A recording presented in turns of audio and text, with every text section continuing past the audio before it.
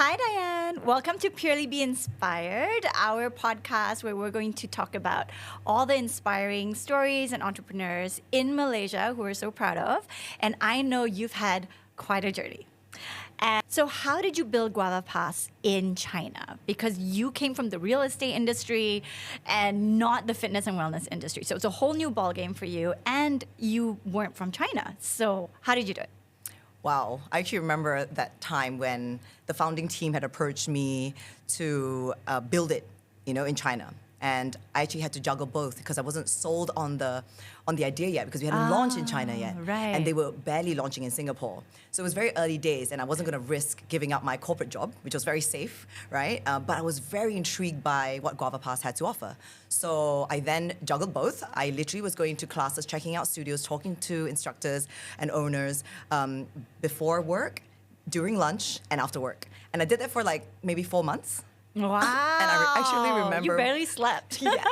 And I literally remember my CEO once catching me having lunch and doing a very different business meeting because it was all to do with Guava Pass versus my he brokerage. actually saw you And doing he that saw me meeting? doing Oh, it. no. So that was actually pretty funny. But I think... But he was understanding? Yes. Oh. But in the end, I was very honest. And I said, I am genuinely very passionate about going into wellness. I think I've paid my dues in terms of being in real estate for very long as well. And I did very well for the company and everything. But I just needed a change and a challenge. And that's why I deep dived into Guava Pass. Well, it's amazing that you were able to... I actually think that's the best way to do it. Honestly, even for me with PurelyB, I was still at Astro when I first launched it because I didn't know how it was going to take off. All I knew was I was so passionate about it. And so I actually believe that you need to test it first before you dive straight in. It lessens the risk. Yes, agree. Yeah. Okay, so then they asked you to also build out Guava Pass in Malaysia. Yes. So tell us about that. Yeah. I think we did very well in Shanghai. Within a year and a little bit already, we then expanded to Beijing. So I had a team in Shanghai, a team in Beijing, and they said 6 months later, let's go to Malaysia. Diane, you know it well. I didn't know it that well because I had never actually worked in Malaysia before. Yeah, because it had been... You were 16 years old the last time you were actually living in Malaysia. Yes. So you had lost touch in the last 15 years. You didn't really have a network, a community, especially not in fitness and wellness. Definitely So it not. almost felt like you were starting from scratch, right? Yeah, definitely. That was when I was going to boarding school and I never came back, only for holidays, right? So I think it was exciting because I still have a lot of very, very close friends and, it's still my roots, so I decided to take that risk and it did pay off. I think you just adapt the same things as well that I learned from China where it's still in a way, a new place for me too, right? Because I moved from Beijing to Shanghai, different industry and all of that. So when I came to Malaysia, it was in a way starting from ground up. Yeah. But of course, I could leverage on some of my friends who had been working in the industry or, in Malaysia for an extended period of time, and everyone was so welcoming and, and passionate and wanting to help me, people like yourself. Yeah. So I was very excited. Yeah. And would you say that it was quite a smooth and easy process to build this startup in Malaysia?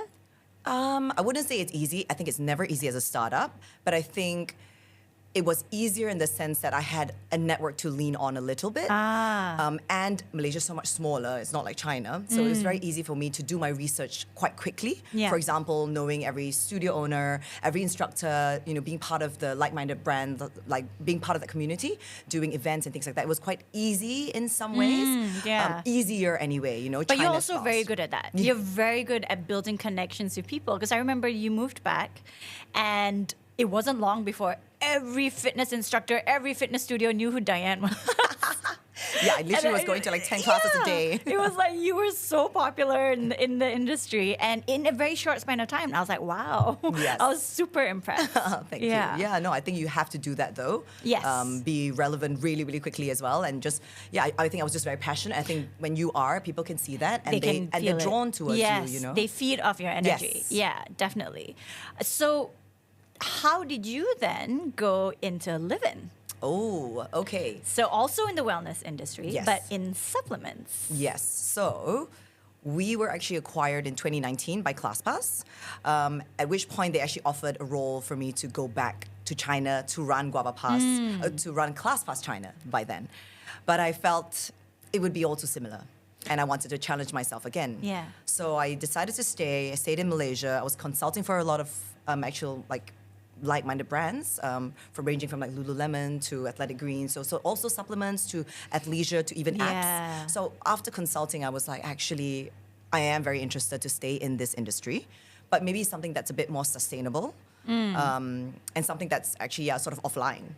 Yeah. Yes. And something that's yours. Yes. Yeah. It had to be something that was mine. But to be fair, I was also given the opportunity to then set it up with my co-founders. Okay. Because I was such a lover of like all these green supplements. And during COVID, I just could not get my hands on anything. Yeah. So I was actually sort of making my own concoctions and spending a lot of money on iHerb. And it wasn't very sustainable. As we all do. Yeah. But then, they realized, oh wow, she could be one of our biggest ambassadors. So then I ended up actually trying their products, loving it. So you started as an ambassador? Yes.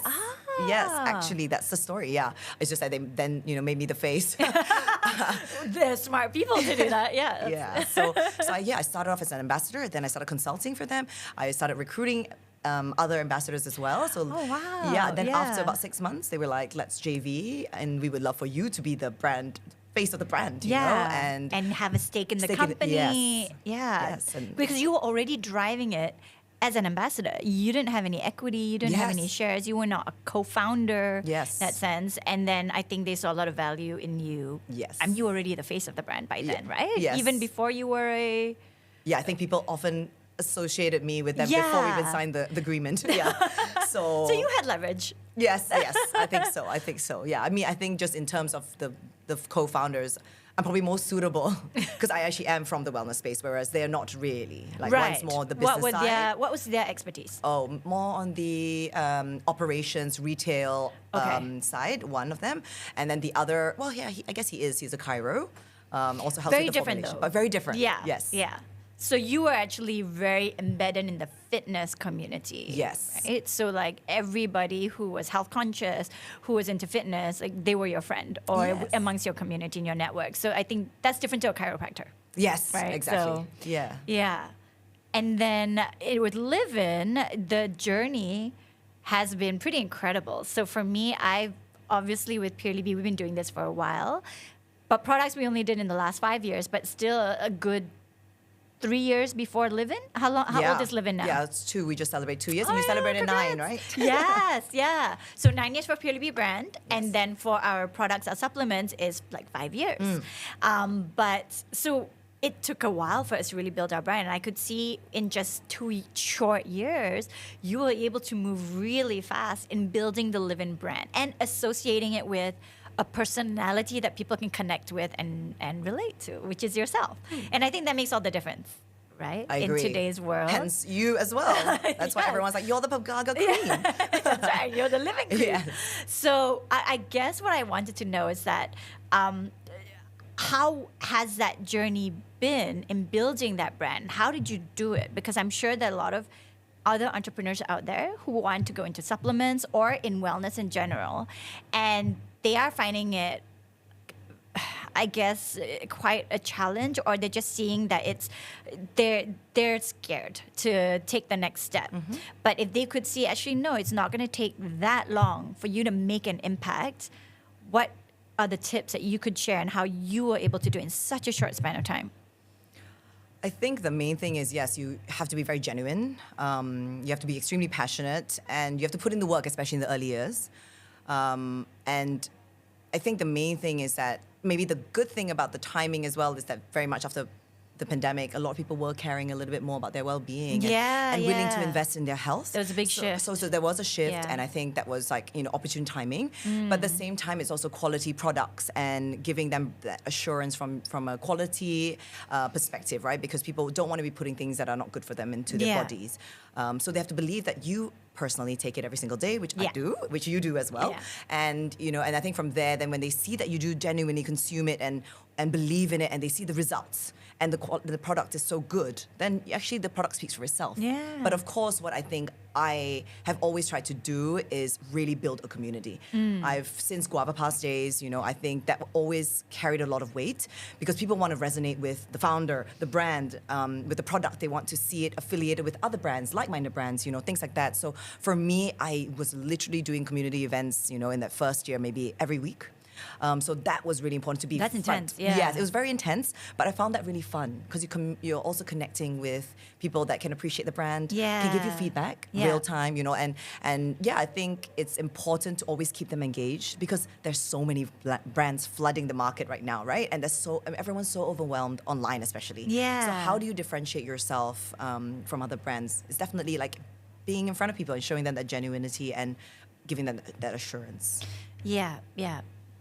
So in the beginning with Live-In, did you have big budgets that you could spend? Or did you have to really do everything just bootstrap all the way? 100%. I think times also, like I said, like change. Startup mentality back then is raise, and they don't really look at the profit or anything like that. It's just let's just run. But I think when we started, we said, hey, let's try to just play the safer route and try to be sustainable.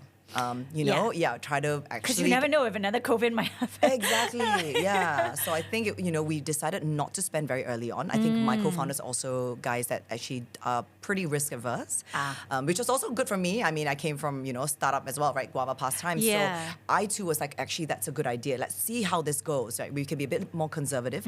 I will do more efforts on the ground. And we were seeing results from that. So then why not? If it's working, then, Then you put a little bit of ad spend or whatever it is to it. Exactly. Right. Yeah. And then when you did put ad spend, was that on digital marketing? Were you focused more on D2C e-commerce? So a bit of everything, but I would say even till today, we've spent very little on digital spend. Wow. Very little. Even our whole network of our whole community of ambassadors and stuff, we've never paid a single cent. That's amazing. They've been incredible. Yeah. They just love the brand, and I am so appreciative of it. And I think, so I think that we've literally just spent on more maybe... only digital spend. Only Facebook and Instagram. So you do spend on Facebook and Instagram? Very little. Okay. Very minimal, Okay. and it was only in the last year. Yeah.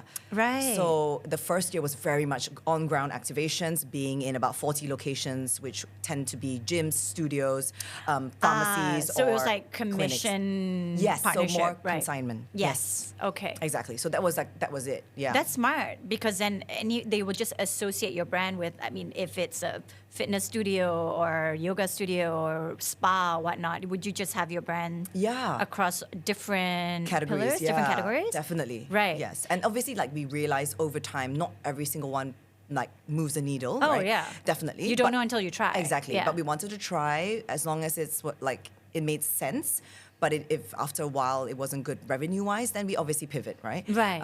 So I think in the first year it was very much gyms because that was my network Of from course, Guava. yeah. But over time we realized, okay, they can push it for that period of time, but it mainly worked when it was pop-ups or when I had my own people driving the business. See, you need that though. You need Yes. good salespeople at that point because if it's just on display, people be curious, but someone needs to explain it. Yes, exactly. And not everyone knows how to sell it as well. Definitely not as best as we can, Yeah, right? of course. So Yeah. it's a challenge. And I think you just have to, be part of it at the start and then just pivot. And now I think, we want to focus more on the pharmacies. We also want to look at, expanding So we outside. retail. And then, retail and expand outside of maybe Malaysia. Yeah, soon. definitely. Yeah, so things like that. Yeah. So what would you say is the key differentiator of Live-In for, let's say, to go outside of Malaysia? So for people in Australia, Indonesia, Japan, and there's a chance for you to pitch Live-In. Oh, I love What it. would you say? I would say definitely in Asia, there are not many players or brands that can actually claim, I guess, what we pride ourselves formulating, which is actually a blend of 28 whole food ingredients, all of which are organic super greens, and we top up with pre and probiotics and CoQ10. So actually the concoction is very potent. It's really, really good quality stuff, I would say. And I think there's not, I actually pretty much know quite a lot out there. Yeah, I think our taste profile is actually decent as well. Oh, that's always the tough part. Yes, Yeah. and in Asia, the price point is actually decent too. If you compare to anything that you would buy online that's from Australia, for example, you'd be paying an arm and a leg. Yeah. So if it's of that sort of definitely. level of that Yes. quality of a supplement. Yeah, and so I think it's important for consumers to also look at like, the types of ingredients, where they're sourced from, especially look at what you guys are doing, that's why it's so important. And that's why we can command that price. But even then, we're still considered fairly affordable as well. Yeah. I mean, definitely once you go overseas, it's even more affordable than if it is locally, like in Malaysia. I mean, they're going to Australia, they're not even going to blink an eyelid, and like the price is going to be way cheaper than what they have. But the education will be what's very much needed. Yeah. So would you say that's the next step for Livin'? Is to, retail and pharmacies, yes, but to also now expand to other markets? Yeah, we've been lucky in terms of potential distributors that have reached out to us to expand to Thailand and Indonesia.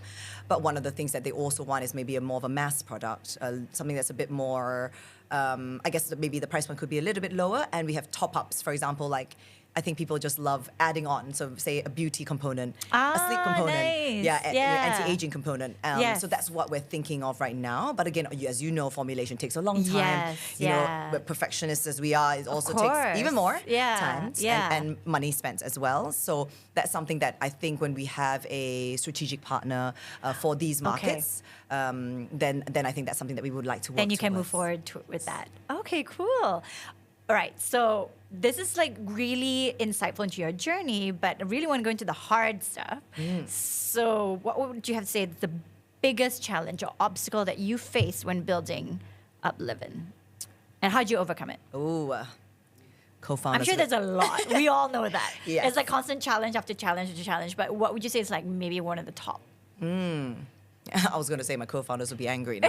No. I'm kidding. Okay, now you have to go into that. Yes. I'll say that. And I think there's two parts to it. I think one is, how they always say that, being an entrepreneur is like very lonely. It can be lonely, right? So I always thought extremely. that going into something like this, it's great that two other guys sort of brought me in. Yeah. And then it doesn't seem so lonely. Yeah. However, when you're working amongst people that are also very busy, driving their own businesses, multiple businesses. And different personalities. Yeah, and I too, I also have my other family business as well. So I understand, and I think when we don't clarify the roles and the KPIs and maybe additional investments that might be needed, when they're not defined and you're sort of left in limbo, that can be a challenge. So I would say, ensuring that maybe from the get-go you have a bit more of a plan and something that can be executed maybe, over 1 year, 3 years, 5 years, because these journeys are long. Yeah. And you can assess at each sort of juncture. Yes. Yeah, exactly. Yes. So I think often we forget that. We're so excited. We're all in it. We've all put in money. We're going to go. But you never think about what if it doesn't jive the way your working styles or how much each person is putting into the business, because that's always the tough part. Yes, right? exactly. Yeah, I think. And is the reward equal to the effort put in? Exactly. Yeah. So I think that one is important too, and it's not like anyone's fault. I think we're all sort of guilty about have our roles, in this as well. It's just maybe clarification and reevaluating on a consistent basis is important, so that we're all on the same page as well. Yeah. So I think that's key. And then obviously, running very lean. Sometimes you don't want to invest much.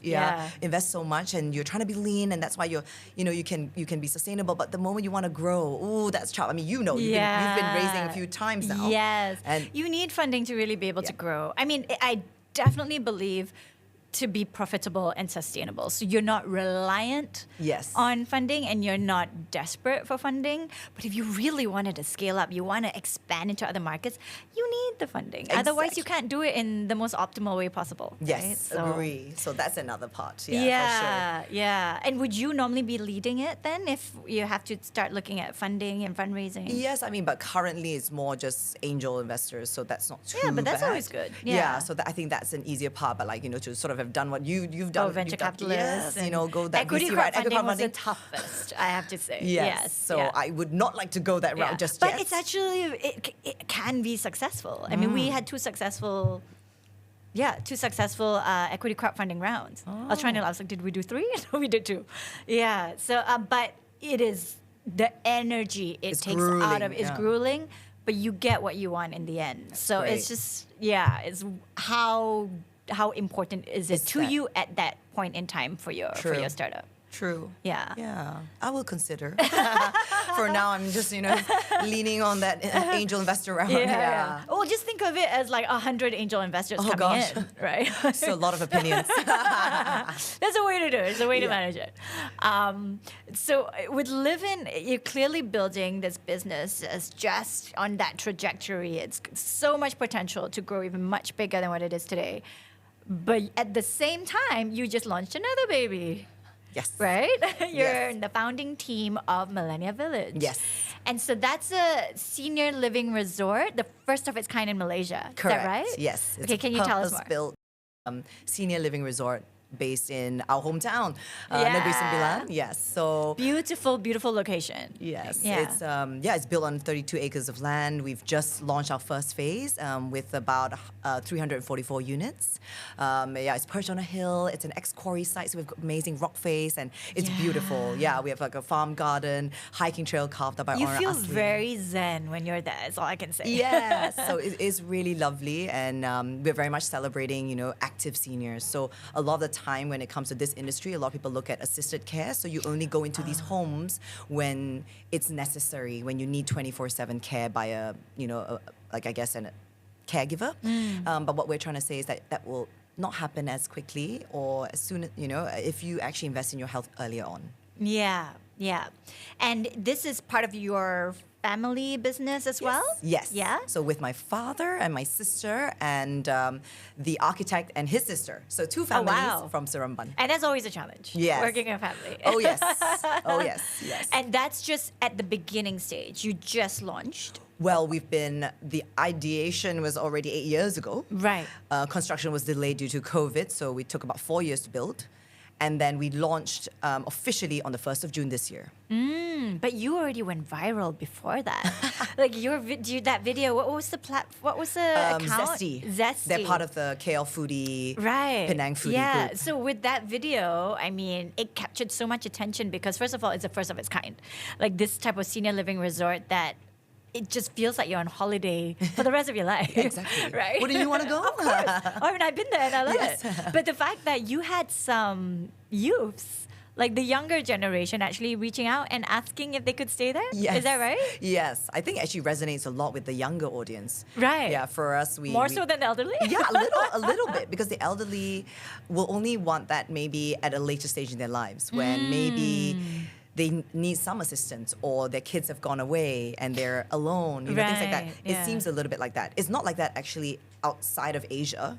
Actually, within some Asian countries, there's a wait list for these retirement homes, but it's still very new in Malaysia. So I think people are still very used to multi-generational homes, filial piety and all of that. But over time, I think it's going to change. And I think when we built something like this, where it was almost such a lovely village for people to live in and be amongst like-minded people, I think it then really sparks a conversation, especially with the youth. And they were like, let's reserve for in 10 years' time, we'll be here, So that's what we really, it was nice to see that. And can they stay there? Or is it only for the elderly, like certain age groups? That's a good question. I mean, long stays and our ideal sort of tenant profile is between 50 to 80 years old. But that's for long stays. But we're also open for short stays, especially the long weekend. Yeah, we have staycations, we have retreats, nice. events, so people can book it up as well. And a lot of them stay for a week or two. Yeah. Oh, very cool. So it's like the first hybrid of its kind. Yes. Right? Yes. Yeah. And was this something you even expected, or it just came out of the woodwork in that sense? Oh, expected in terms of whether people would come and stay. Whether that beyond just your target audience, which was like the elderly. Oh yeah. Yeah. Yeah, I think we didn't expect the younger generation to be so enthusiastic about it. Yeah, we were pretty pleased about that. Yeah. So we're hoping they can convince their parents or their grandparents. That's right. That's right. Yes. That's a long-term goal. That's the goal. Yes. Yeah. But it's also nice that like the younger generation are coming to do like wellness retreats with us to show like what you can do with the facility, and like why not bring people to Seremban, you know, instead of always going to Bali. Why not, you know, stay in Malaysia? It's so much more affordable. It's beautiful. It's serene. It's exactly like the kind of setup you would want for a retreat. So why not? Exactly. Yeah. Yeah. And I mean, you go to Seremban every day. Yes. Yeah. For most if days. you can go every day on most days, then it's so easy. Yeah. Right? People It's not forget that that far. it's 45 minutes away. Yeah, there you go. But how on earth are you juggling the birth of a new baby, which is Millennia Village, which is an 8-year journey, and Live-In, now 2 years old, marked another milestone, now even more goals that you want to hit with Live-In, and you're expanding your product line. How are you juggling it all? Oh, yes. Not easy. I would say that prior to this, I was always consulting on the side too. Now I can't do any of that. Yes. So I really have now focused on just these 2 brands. I think my Live-In team is already pretty stable. It's just more the expansion outside of Malaysia or, you know, in terms of the retail presence. Yeah. That's sort of where we need to just find the right kind of partner for that. So I think that's why I have to focus a bit more of my time currently on building Millennia's team. Because that's just starting out. Yes. Yeah. Yeah. But I think the most important is that you just need to hire solid people. Yeah. Build a good team, and hopefully they can run with it. You know, give them the tools to just empower them to be amazing leaders themselves. Yeah. That's how you can also have a bit of time for yourself, right? Yeah, that's true. That's true. Very hard to do. Very, but yes. true. So that's the topic of talents and, you know, attitude, good team members. That's so hard. It's today. so hard to build, Like, yes. I mean, you talk to any founder, everyone's just like, oh my God, this is the hardest part of running a business is people management and the team and the talents. So do you have any thoughts you want to share on that? Or any tips to share on that? Oh, wow. Okay. Let's see. I think sometimes the issue with a lot of Malaysians is that we're used to wanting to negotiate down. As in, we're not as... this is what I noticed working with a lot of HR managers, is that, they're very price sensitive. Yeah. But also when you pay that specific amount, you're probably going to get what you pay for. And I think people often forget that if someone is really driven, has given you a reason, and they want to be paid a little bit more, reward them because it's worth it. Yeah. So I think it's investment in people and for the long term, and also mentoring people, giving them that guidance to be the best versions of themselves, empowering them. Yeah. So I think that's really, really key. Yeah, I think what I realized, I guess, like maybe because it's like Seremban hires, for example, you're a bit more price sensitive. You want to hire within the vicinity, so the pay grade is lower, for example. Right. But I'm someone that's like so used to KL hires. Yeah, if you know what I mean. So Yeah. you're like, why can't we pay them what we would pay someone in KL? Yes, Ah. or get people from KL. Why not? If they are better, Right. if they are smarter, if they're a bit more adventurous or a bit more So aggressive. basically in Seremban, they're feeling, well, this is the level of talent that we have, so this is a pay that we would budget for them. A little bit, okay, yes. okay. So, and sometimes I just believe that that's very old school mentality. Yeah. Like, oh, you know, they just graduated, it should be here. But where did they graduate from? What have they done since? Yeah. How much have they put in? And you can have a probationary period, but after that probationary period, if they've done well and they're asking for a slightly higher pay, say yes. Yeah. Right? I actually firmly believe in that in regards to when they have proven what they can do. Because I totally understand in the beginning when it's all just theory. Yes. And it's something that seems, how on earth can we pay that or whatnot? You need them to show that they can actually do it. True. And then when they show it, then do Then it. why not? Then reward them, Exactly. right? Yeah. Especially with what we're doing. It's a lot of it's also sales. Yeah. Right? So then if it's not salary, then it should be commission. Yeah. You know, and then Yeah. it should also be investing in how you train them and their exposure and giving them the autonomy and things like that. Like you just have to find a way to really mold them as well. Like you can't just expect them to just work, I guess. Yes. Yeah. But on the other hand, do you not feel with the new younger Oh, yes. generation of talents, they don't really want to work? I totally agree.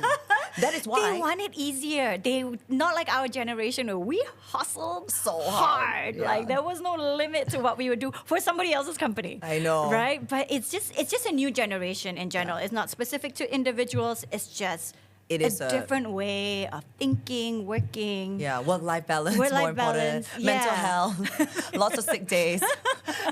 And I'm like, are you serious? I mean, yes, but I think that's why maybe then in some ways you have to also look at maybe the employer. Yeah. Like I think if that keeps happening, look at how you're also operating.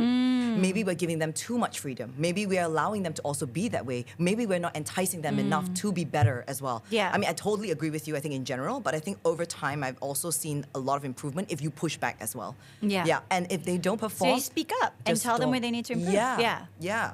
I mean, I hate doing that, but I think I've done a lot of those, PIPs and like reviews, and I think it's important. It's important. And then if Yeah. it's not a fit, it's not a fit. Exactly. Yeah. Yeah. So I think Yeah. that's also the other thing that we should be like higher, slower, but fire fast. Yes. Yeah. I actually think I was pretty bad at the fire fast, especially in the beginning of doing PurelyB, because I don't know if it's just being a woman entrepreneur. We're so empathetic. We are so empathetic. We have much more compassion and we have much more emotions Yes. in how we manage our team. We feel emotionally connected to them. Whereas my peers, we started our startups at around the same time.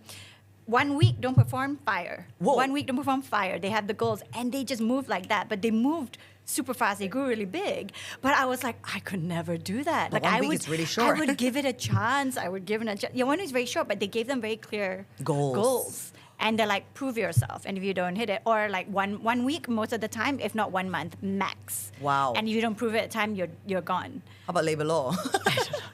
It's probation. Oh, but supposedly Yeah. now you have to like do three. Well, now, this was back then.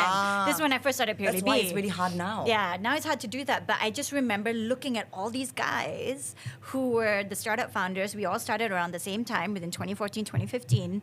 And I was operating very differently with how I handled my team to how they handled their team.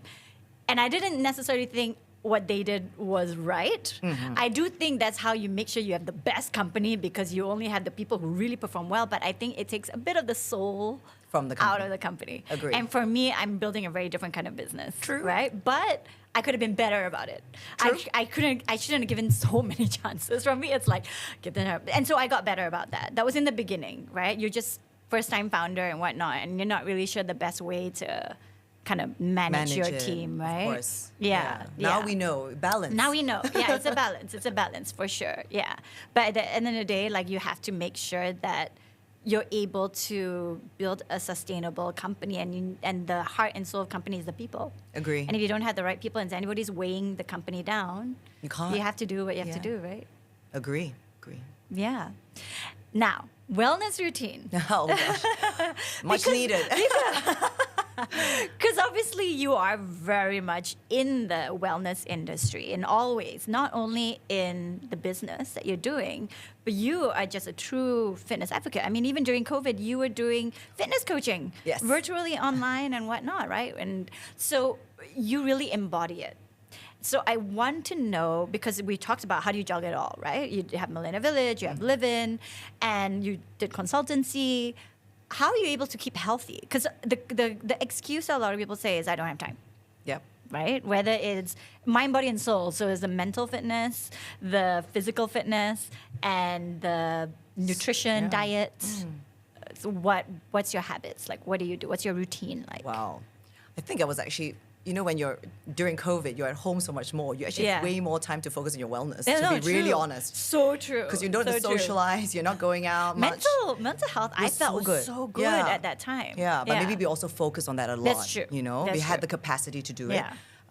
But having said that, of course, I'm all about people and community and seeing, my friends and all that. So Yeah. definitely I wouldn't want to go back to that. But Maybe a little bit, like a week. Like a week. Yeah, a week. a week is a month. good. A week downtime. Yeah. Good. Yeah. But I think the most important is like, for me, and especially, is just creating habits.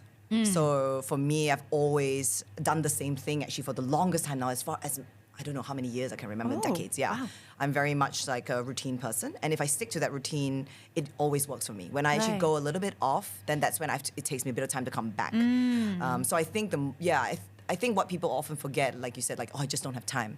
Actually, if you make time for the things that are important for your soul, for your mind, for your body, Yeah. you actually have more time to do everything else because you're at a much higher capacity, at your Yeah. optimal capacity to perform your other tasks. Yeah. So do prioritize, your well-being first. because you only be the best version of yourself if you also invest in yourself. Yeah, for sure. Not only for your company or your work, So yeah, for me, my routine is very much meditation in the morning. Okay. Or do you use apps? Yes, Do you Calm. okay. I used Headspace way back when. Yeah. And then I've been a Calm member for the longest time Have you now. heard of one called like Slow Dive or something? Oh, no. Okay, because they started targeting me on Instagram and it looks pretty good, Really? but I haven't tried it yet, so I'm just curious. Okay, Anyway. yeah, we should look into it. Because it's been a long time on Calm already, but I love it. Yeah. So I use Calm, and then I pretty much do my living green first thing in the morning, and then probably a coffee, and then I go to work out. I always try to work out first thing in the morning. Do you need your coffee? I probably don't. I have so much energy, but I love coffee. I was gonna say, yeah. Yes, but I love coffee, Okay. and I feel it helps my workout. So it fuels me for the day. Yeah. So but I don't have a lot. I only have one a day most of the time, unless I'm having like a really long day. Then I'll have one more cup later on. But otherwise, I'm very good about having one a day.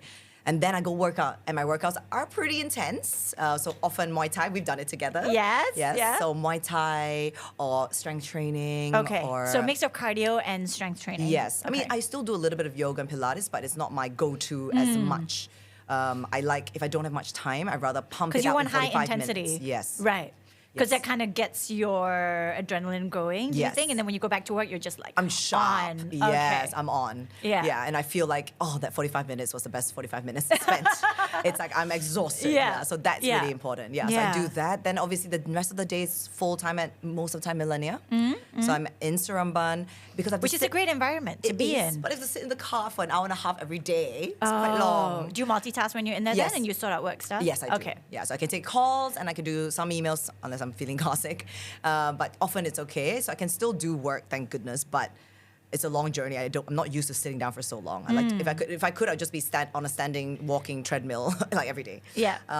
But yeah, then after that, it would be once a week live-in. I like it's with my team. I'm not always with them because right now I need to be be with my Millennium Village team Of a bit course. more. Yeah. They're the ones that need more guidance. Yes, Yeah. right now. Yeah, so often, so after Millennia, actually, we'll come back and then probably just cook a really healthy, wholesome meal. So do you cook most of your During meals? the week, quite often, unless I have events, of That's course. how you control how healthy it can be. Oh, yes. That's the best. Yes, Yeah. yeah. But it's always about time. Yes, but Yeah. but you'd be surprised. Making a salad takes like 10 minutes. That's true. So yeah, I That's think true. it's That's just true. about having all the ingredients ready and Yeah. just doing it. Yeah. If you always think, so daunting, I have to cook for one or this, Yeah, that, then yeah. you'll never do it. That's true. But I feel really great when I eat at home for like at least Monday to Thursday. Yeah. Otherwise, Then we can indulge. Yes, Yeah. yeah. All in moderation. yeah. And then What do you obviously call healthy? healthy For food? Ooh, okay. Like your meals. Yeah. I guess, I love hearty salads, so your rainbow salads. I avoid dairy and gluten. I know you do too. Yep. That's and- always the best. Yeah. When we have dinners together with friends, we'll be like, both of us, no dairy, no No gluten. gluten, no sugar. No sugar, yeah. So I'm very strict on that. But I do love my local food as Yeah, well. And yeah. Chinese, Malay, Indian. Yeah. But I will just And most of them are no gluten and no dairy anyway. Yeah. Yeah. So I think it's just about finding that balance. Yeah. I mean, you can still always have soups and salads and you still have your carbs, but maybe healthier carb options. Yeah. Cauliflower rice. Yes, Yeah. exactly. And Yeah. then always pumping up my protein as much as I can. Whether it's hemp or protein powders as well. Yeah. Try to also be consistent about that, and eating good sources of meat. Right, like that's important. Really understanding where it comes from. Yes. Yeah. Yeah, and not too much red meat like you. Yes. We don't eat much. Definitely not. Yes. Yeah. Yeah, so I think it's just about that balance. Yeah, and then weekends, indulge a little bit. It's okay, but Yeah. maybe don't go too hard on the hot pot or the the hot pot? Yeah, because I love it. I love hot pot so much, but it's not the best for you because of the oil mainly. So I think so that's good education for the viewers for them to Yeah. think, but it's soup. I know. It's not that healthy. But it's not. And also most people will have a gut reaction, right? And so it's irritable. So that means it's not great for you. So then I have to top up on my pre and probiotics after. But So you do home hot pot. Oh, it's never as good. It's just not. Okay. Yeah, but I think, Once in a avoid the fried stuff and the oil, and Yeah. then you're pretty much okay. Yes. Yeah. Yeah. And I do think, obviously, if you have your favorite meals and whatnot, for me, my vice is French fries. Oh, yes. Yes, I know. I love it. But then I always have home cooked French fries.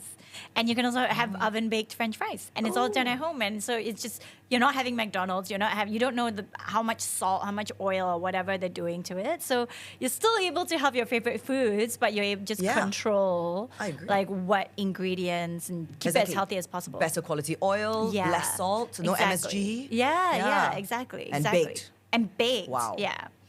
Okay, so keeping healthy has helped a lot in terms of like we're not exactly young anymore. Like, How dare you? Stop reminding me. so I'm not gonna say our exact ages, but Yes. you're in your late 30s. Okay.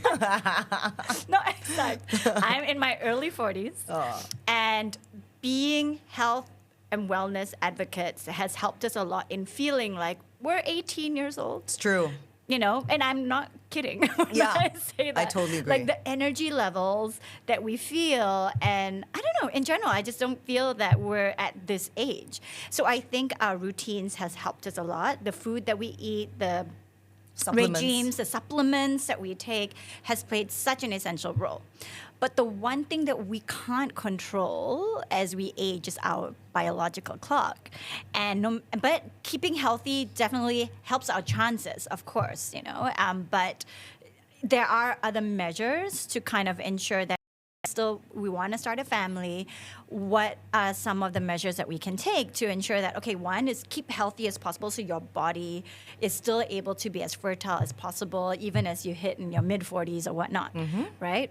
And you took it a step further. You and quite a number of women, it's starting to become like this movement, but not enough awareness, where you froze your eggs. Yes. Yeah, and you actually shared your journey online on social media, which actually so many women were like, thank you. Yes. Thank you for sharing this, because they have a million questions on how to go about it, how does it work, and whether it's something feasible for them. So can you talk a little bit about that? Yeah, I mean, I think it's something that a lot of women think about, or at least I think now especially will actually consider even at a slightly earlier age. They should. Yes, the and they earlier should. the better. Exactly. Yeah. I had no one around me talking about it very much at all. Certainly didn't within my own friend group. Not many had done it ever before. Yeah. So for me, it was something that like I just decided like I need to do some research on this. Like you said, we're not spring chickens anymore. I didn't say that. We are very much spring chickens. Yeah. But, and I think at that point I realized, okay, if, I'm not yet married, I like the idea of having children. I don't have to necessarily, but I would like to have the option. And I think if you can That's the thing. You want the option. It's not like it has to happen because we all trust in the process of life. Yes, correct. Yeah. Yeah. So I think I knew myself that, okay, what can I do to ensure, I have that option, at least do my best to ensure that that's on the table later on. Yeah. So I think at that point, I just did some research, spoke to some doctors, and I found out that actually the process isn't that crazy, So I think it sounds very daunting and very, very serious, but it's actually not that scary, right? Okay. I mean, some people hate injections, and I do too. I hate it. Yes. Yeah. But, after doing those mini injections, How long did you have to do mini injections for? Yeah, it's like 2 weeks per time. I did egg freezing twice. Okay. Because, again, I was a little bit older. I didn't get as many eggs the first round. So the doctor encouraged me to get it the second round. And then I have sufficient storage now, which is great. I mean, if you can do it more than once, of course. Yes. Yeah. But increases your chances. Yeah. But I think, it's just about the education, speaking about it, ensuring there's no taboo around it as well, that we as women have that autonomy to make that decision for yourself, for your own body, for you to have peace of mind that you have this insurance as and when you need it. Yeah. Right? And if you choose not to use it, that's also okay, but at least you have it in the bank. Yeah. Right? Yeah. So I think before it's too late. Before you don't have any eggs left. Exactly, right? Yeah. Exactly. And I think with everyone's lifestyles these days, and maybe not many of them are like us, but we really try to do a lot of things to prevent the, reverse the aging process even, right? Yeah. Not many are doing that. Slow down menopause, all of that. Yeah. If you're not doing that, the chances now with everything that we consume, with pollution, with our lifestyles, with stress, it's just going to get harder and harder. Yeah. And I think people need to just be aware and if of course, if you can afford it, then consider it. Yeah. I think a lot of people are also worried about that, the cost. Yeah. Yes, definitely. Yeah. So I think I think definitely it's not cheap. How much the range, estimated range? Per extraction, it's about 15 to 20,000 Okay. ringgit. So if you do it more than once, So it'll be that each time. Exactly. Right? Yeah. So it's not cheap, but you can. The optimal time is 35. So if you are already thinking about this, if you're a listener that you're in your 30s, your 20s, start saving up. That's 1,000 a month. true. You know, That's actually a very good point. Yeah, 500 even. So I think it's just Yeah. about planning. Yes. I mean, if you Frozen egg fund. Yes. Yes. Yeah. Why not? Yeah. Also, sometimes maybe if you're in a relationship and people don't want to have it just yet, then often you guys can talk as a unit to plan this together, and maybe it's a communal fund. Yeah. Exactly. So there are things that can be done.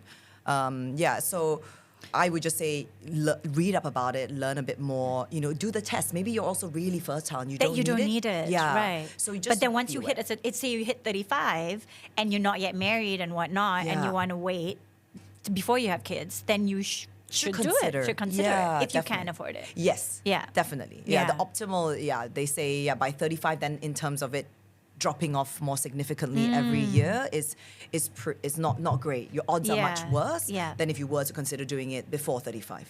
Was it painful? The injections were not painful. Okay. The extraction, the first time, because I think it was the first operation I've sort of done in a long time.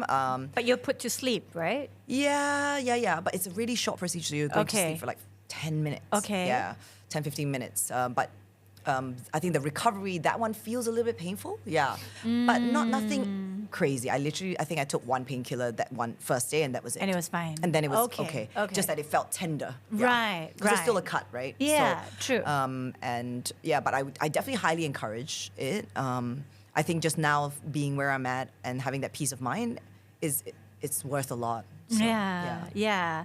And what do you think would be, okay, let's say our listeners want to start doing the egg freezing process, but they can only afford to do it one time. Good So they question. want to make sure that their body is really prepared and ready for it. Any tips on what they should do before they can start the discussion process, but before they actually have those 2 weeks, what should they do leading up to it? Oh, that's great because I actually did a massive detox. It was my healthiest 6 months leading up to the actual extraction. Okay. So I stopped drinking. I've never smoked, which is a big one actually. Smoking is probably the one thing that doctors will really look It's out worse for. than alcohol.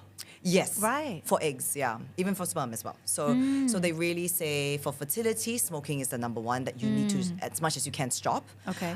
Drinking, my doctor actually said is not going to be a massive, not going to have a massive impact. He didn't tell me I needed to stop, but I wanted to do it anyway. I wanted to feel like the best. And I think regulating your system is the most important as well. So that was when I was, having my specific routine throughout the day, sleeping early, resting well, doing my workouts, but at a good tempo as well, not pushing too hard. You don't want to stress out your body as well. Yeah, And then, of yeah. course, all the supplements. I mean, the pagaga, the tiger milk mushroom, Yeah, the live-in, for CoQ10, sure. omega, Yeah. Omega, everything. You need to do as much as you can to help your own body. Yeah. And start now. Like, don't wait until, because that's in general for your health, Yes. right? And so should that time come, you then amplify it. Yes, right? agree. Yeah, I think it's actually not that hard to do all those things even right now, Yeah, right? You could just exactly. start. Exactly. Just start. Take, maybe not like so many, but 5, 5 different things. We listed 5, Yeah. right? So those 5. That's right. And then And just keep your body healthy. Yes. Mind, body. Mind and body. Actually, Yeah. I think stress is one of the major ones. Yes, for everything, diseases, everything, right? Exactly. Yeah. So I think don't go into it also feeling like really stressed about it and worrying it's not going to work out, I'm not going to get enough eggs. It's then actually that impacts so much. Yeah. So I went in very relaxed and very optimistic, and even though I had to do a second round, I was like, it's okay. It's going to work out. It's one more round. Yeah. Let's just do it. And it did. Yeah. So well, in fact, most of the people that I know who actually successfully were able to have a baby when they struggled for so long, when it actually did happen was when they were finally able to relax. Yeah. When they would release the pressure of themselves. Suddenly it happens. Like, yeah, it's not a coincidence true. that's always when it happens, right? So, yeah. Now, in regards to mental wellness, because I know you talked about you do meditation, all that. Now, in general, like you are the Energizer Bunny, right? Like I think everyone calls you that. And it doesn't matter how busy you are, how much you have on your plate, how much you're overwhelmed, you're always like this ball of energy and life, like this life force, right? And people feed off your energy. And I call you my treadmill friend. Like something I learned recently, it's like treadmill friends and sofa friends.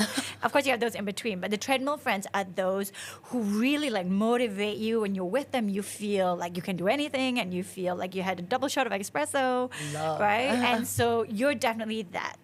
And I think I would love to know and share with our listeners, because you always do go through stressful times, which is inevitable, running so many different businesses and whatnot, and not really having time for yourself. But when you do, you try to be healthy and whatnot. What keeps you energized? Like, what are you able to? Like, what gives you your mental strength and energy to always be that way? At least, you know, when we see you and whatnot, it's just very evident in you. It's probably everything in one, I think. I don't think I can attribute it to one thing. Okay. I mean, I think the one thing is that you either have it or you don't as well. That's true. I'm always half glass full. Yeah, you're an optimist. Yes, I am. And so are you, you know, and that's why you feed off people, right? Yeah. And I think for me, I've always been like that growing up. And even in hard times, I've never been one to be, oh my gosh, like my life is horrid. Like I never go down that path, because I always know that there's probably a lot of other people that are having a shittier day, suffering a lot more than me, you know? So yeah, for me, I always start with that. And I think you also have to surround yourself with the right people, the right five, they say, right? Yes. And it's very, very true. And I think if you always surround yourself with people that are similar to you, that brighten up your day, that are also optimistic, that fill your cup, you know, I think that's something that I live by.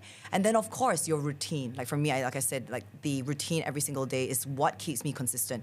Once I fall off that a little bit, I have to like find my way, crawl back a little bit, and then start again. Because it's normal to fall off a routine or fall off the bandwagon or whatever it might be, right? Yeah. So, but I think if you always have that anchor, something that you come to, something that feels familiar, something that you know you're doing good for yourself, you're filling your cup, you know, that's it. Every day you fill up your cup, you're going to be fine. Yeah. And, you know, don't stop learning. Don't stop giving back, you know. And then, of course, take care of your health. Yeah. And don't stop giving back. I think that's a very good point. I think a lot of what we do is like, you don't want to always take. Obviously, you want to give. And you do give in business in terms of like what you want to put out there, your products. But then there's a whole other side of paying it forward and giving back, which is really helping the community beyond your products. Absolutely. And I think that definitely helps us have a stronger purpose in what we do. Yes, exactly. And so I wanted to bring up this question because we've been best friends for 20 years, friends for much longer. And I think a lot of people were really surprised when they saw that PurelyB and Live-In, two best friends, both doing green superfoods. And I think in a lot of people's minds is, competition, rivalry. But how does that happen? Like you're two best friends and you have two green superfoods. Right. And it's interesting because when they say that to me, at least in the beginning, I don't think, you know, anyone thinks that anymore. But I was just like, no, I think this is exactly what she should be doing, because it was so in line with your values, your mission, and you really believed in the product. And I was like, this is what you should be doing. But what are your thoughts regarding, like, did you ever think that we would end up being exactly in the same industry doing really similar things, even though they're different, and we're going to go into that. Yes.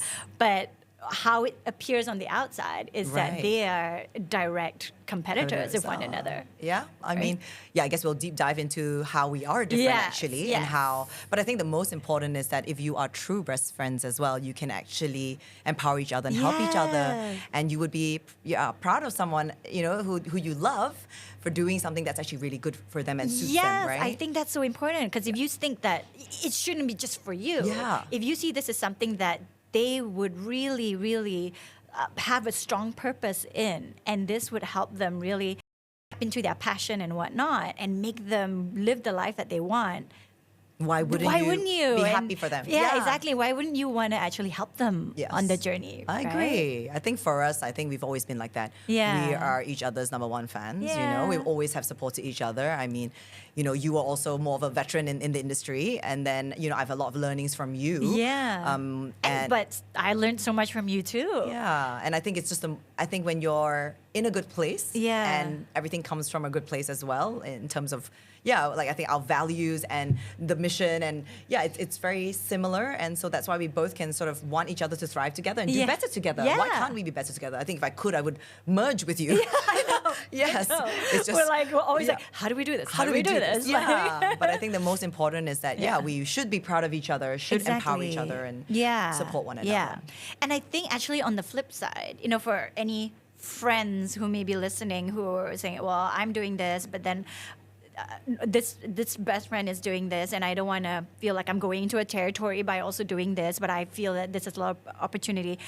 I think I would say on the flip side, you can actually both thrive even more. Correct. Because you have double the experience together and learnings together. Yeah. You share that one another. Like how many times have Dee and I, like we have just had our catch-ups at your house, sitting on the sofa, and we're sharing all our challenges and everything. And then we're sharing like tips and like learnings of each other and advice of one another.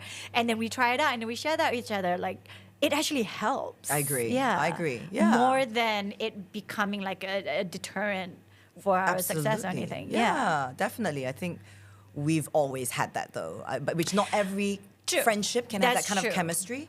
Because in general, people can tend to be a bit more competitive, can be a bit insecure, right? But I think for us, we've know never your let friend. Yes, know your friend. And and as long as you're going about it also the right way, like we weren't necessarily, like again, we're also a different kind of product. And, and I actually told you when they approached me to start and everything, remember? So I think that is also really important. Yeah. Like it wasn't like hidden. You didn't hide anything, and you weren't just like one day launching Live In and you're the face of the brand and doing this. Like we actually had to sit down. You're like, okay, so I'm thinking about this. Yes.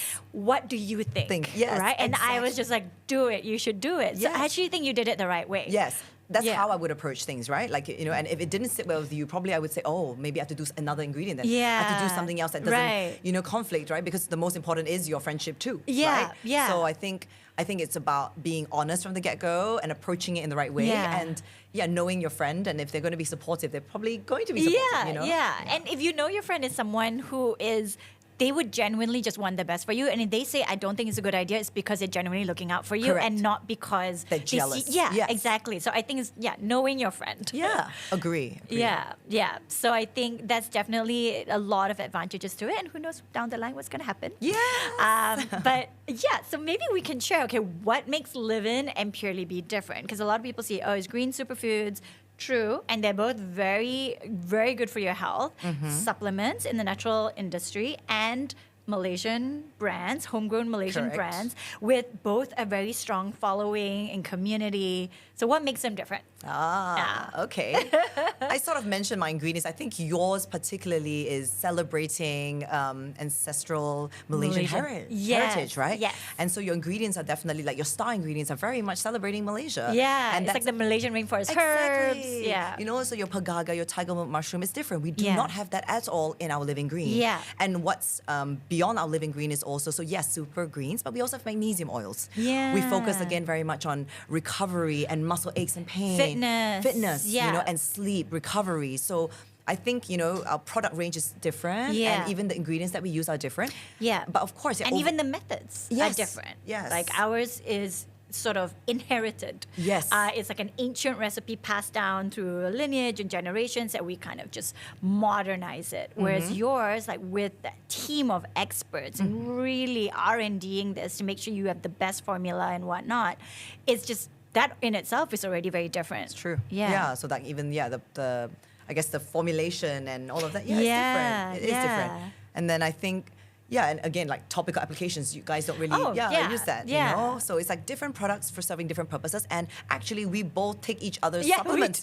We do. So like in the morning, have Live In, Pagaga, and things like that. Yeah, it's so funny. So we actually are each other's like best advocates. Yes, exactly. So I think that's important. Yeah. So on. Okay. What's one thing you wish you knew before starting a business in Malaysia? Guava Pass, live in Millennia Village, either one. I would say probably Guava Pass because it was when I first came back to Malaysia. Yes, that was really ground zero. Yeah. Yes, we were doing extremely well. Malaysia ended up being our top performing city. Our profit margins were through the roof. And You guys were everywhere. Yes, It was crazy, and yeah. it was like a really good time until it wasn't. And I think it was extremely challenging and very humbling, especially being part of the founding team, to be on top and then for a much bigger player like ClassPass to come in head to head and completely turn my world upside down. I think it was definitely the most humbling experience because, yes, you can be something amazing, valued, so much at that time, only for someone that has raised a bit more money to come in and just wipe you they out. raised a lot of money. They raised like 100 million US dollars. Yes. Like 500 million ringgit. Like, Exactly. So what are you going to do? How do you protect against that? Yeah. And I think, when you've also invested so much time, all my heart and soul, the company basically felt like mine. It was heart-wrenching to see every contract being bought out. Oh my God. I remember that. Losing all exclusivity. And these were my friends. Imagine I'm Malaysian, right? Yeah. I've just, And they apologized. and they they- were like, I'm yeah. so sorry. Yeah, because they knew that, like, they said, we would not like to do this to you, but they've just tripled what you guys are paying, and they require exclusivity, and they're gonna pay an extra buyout fee. And I was like, if I was a business owner, of course I would take it. So how could I hold that against you? So I Yeah. think that for me was the biggest hit to my ego a little bit, but it also gave me a lot of strength because I realized a lot of people in this industry also valued our friendship, Yeah. valued the partnership that we had, and they were upfront with me and were honest with me, and I actually gave them the green light. But of course, it didn't feel good. Yeah. And so I think with any journey, there are hardships, and be prepared for them, and maybe try to tackle them in a way that is a bit more forward-thinking, a bit more in hindsight. Yeah. Yeah. So do you think the issue was they moved too slow? They pretty much rested on their laurels a little bit? I think when you are on top, Yeah. you forget what money can do. Yeah. And I think, maybe we were a little bit too confident, a little bit strong in our positioning. And I think when someone can come in and they think you're just, we can eat you up. Yeah. Then Yeah. I think that was very, very challenging. So I think never underestimate the competition Yes. in the landscape, no matter how strong your brand 100%. is, because you never know what they're capable of. I've seen some dirty tactics from other brands, like globally, like how they're able to take over the and whatnot. And unfortunately, that's business. And even though we are different entrepreneurs, like we would never resort to those kind of tactics. Yes. But there are others out there Who would. Who would. Absolutely. Yeah. Yeah. So It's about forward thinking and protecting yourself in that way. Yes, yeah. And also I guess the main thing is also to also not take it too hard on yourself. Like I think at some point, a lot of the founders, a lot of the founding team were very, very, I guess, you're obviously very upset, right? You're very demotivated because everything you've worked for is now kind of crashing on you a little bit, Yeah. and I think it was very hard for us as a team to swallow. But I think together and also knowing like, hey, it's out of our control. Like, what they're doing is, it's their tactic and money talks. Yeah. Yeah. Just know how to pivot and do right by your team members as well and do right by the Yes. industry. Yeah, your investors, your stakeholders, your team, and everyone. Exactly. Yeah, but I think it also speaks volumes about they clearly were able to identify Malaysia would be a booming market. So the fact that Guava Pass went in already, and I think it's a testament to you. You built up the market, right? Like you made it what it was, and ClassPass was like, we need to be in there. Yes. So I think there's definitely a positive side to it to see that, wow, we created a market where this massive company wanted to come in and they wanted to take over because they could see the opportunity. Yes, exactly. Right. But at the same time, they were going for all of our cities at one time too. But yes, I was surprised that they were very, very, they've Aggressive. very aggressive. Yeah. But like you said, there's always the other side to the coin, and I've learned a lot from that. Yeah. Well, I think that's going to be very, very helpful to a lot of listeners to just always plan ahead. Yes. Yeah. And be ready for anything that comes at you. Yes. Do you think that you have found your calling? Because you're very passionate about what you do. In fact, you would never do anything that you're not passionate about. Yes. That's not you. You live and breathe the companies in your life, the brands that you build, your habits, your routines. Like, you live and breathe it. You embody it. So I really feel like you have found your calling. Do you think that you have? I think that's very deep. Jess, you are a legend. But yes, I think, I always say this actually, it's only recently that I've sort of really, in a way, found a bit more of a purpose, in the sense that I've always loved being in the health and wellness industry, and living's always been something that I've been so passionate about. Yeah. But where it's all come together is actually with Millennium Village as well, because I was in real estate. Now I'm in health and wellness, right? And I can sort of combine everything in one now. And I feel like it's, come 360, and I can really hone in on all the skills that I've learned over the years. All my hard work is going to be put together somehow holistically within these two brands. So I do really believe that. But I would say there would probably be one other thing that I feel in my lifetime I would still love to do. Okay. Which is mentorship. Oh, you can definitely do that now. You don't have the capacity. Yes, no capacity yet. I do a little bit actually. Yeah. I have some people that, but I feel like that's something that, one, it's like women founders. Oh, it's God. still not, we Yeah. still don't have a lot of them. No. We still don't have a lot that also empower each other. We don't have a really strong community just Yeah. yet. It's definitely getting a lot. But I don't feel there's enough of that sharing of knowledge and empowering others. And I think that's something that if more women were willing to do, we could do so much. Yeah, I completely agree. And I think with you, that's why I wanted you to come on this podcast. I felt like you have so much to share from your journey that the listeners a lot of them are women entrepreneurs. They can take so much from this, and it will help them a lot in what they're trying to do, whether they have started doing a business or whether they're just in a company and just trying to build up their careers. Like, I just feel there's a lot of knowledge to be shared. Agree. Yeah, exactly. And not necessarily also only in business. It's like life, and the struggles that we go through, and being vulnerable is such an important thing, right? And I think showing that, and I think we need to talk a bit more about that. And hence why, doing something like this is amazing as well. We need more of this. Exactly. And I think, like you said, it's life. And that's why I also want to talk about your egg freezing journey. Yes. And the thing is, like, we're trying to do so much at a stage in our career where a lot of people, like, they have families and we don't have it yet, but we want it. What can we do to kind of make sure that at the end of it all, like, we really build the lives that we really, really want? Yes. Right? Agree. Yeah. Okay. I'll just say any advice. Okay, like any advice. Do you want me to say one? No, any. Okay. Yeah. So on that note, any advice that you'd like to share with the women entrepreneurs, especially, or all entrepreneurs? Any advice? Gosh, so many come to mind. I know.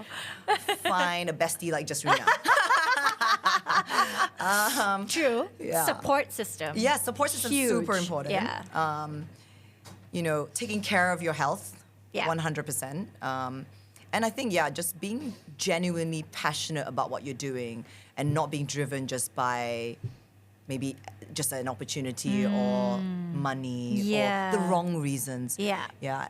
But again, also being able to be agile and pivot if it's not working. Right? Like, I think, don't be afraid. I think a lot of the time it's like the fear of even going into entrepreneurship, but then also like, I've already committed to it. I'm going to go full steam ahead. No, it's okay to pivot too, and whatever that's going to work. Yeah. So I think that's something that I wish a lot of people would have told me, it's okay as well, Diane. Yeah. Fall, come up again. Yeah. I don't think there's anything that you can ever be embarrassed about, right? Like, but then we launched this, and then what are people going to say? Yeah. Like, who cares what people say? At the end of the day, it's like, what's right for your business, you have to do right by that. Agree. People will talk, whatnot, but then they see how you build yourself up again, or how then you launch something else that's much better for your business, right? Exactly. Yeah, and then they applaud you. So Yeah, exactly. It's okay to fail and come back stronger. Yeah. Just come back stronger. Yeah. Just make sure you do that. Okay, cool. Yeah. So what's next for you, Dee, or your life, your projects, Millennia Village, Live-In? Oh, wow. Anything that you want to share or that you can share? I think I touched on some of it. So Live-In definitely is to go global. Definitely more in Southeast Asia. Strategic partners. Yes, strategic partners. Raise some funds. Anyone want to hit me up some funds? Hit me up now. I would definitely, want to go into Southeast Asia for sure. And then beyond. And also new formulations, which would be Yes. great to target certain things. Yeah. Because I would love to also even have a line for like the elderly. Yeah, Because I I'm mean, in it. Millennia Village is so perfect. Yes. Yeah. And then for Millennia, we have our second phase and our third phase already, but we're also in talks with a lot of developers and people that want us to operate their projects. And Wow. there's a lot. And It's huge, this industry yeah. is like a mega trend, which is super exciting. That's really exciting. Yes. Yeah. So I have a lot of high hopes for where this is going to take us. So I hope that we can be a global brand as well. Yeah. But I hope to put my Definitely, heart and you've soul got into so this. much potential for that. Yeah. Yeah. You built your brand in that way, where it can immediately, you can already see that it can be a global brand. Yeah. I hope so. Yeah.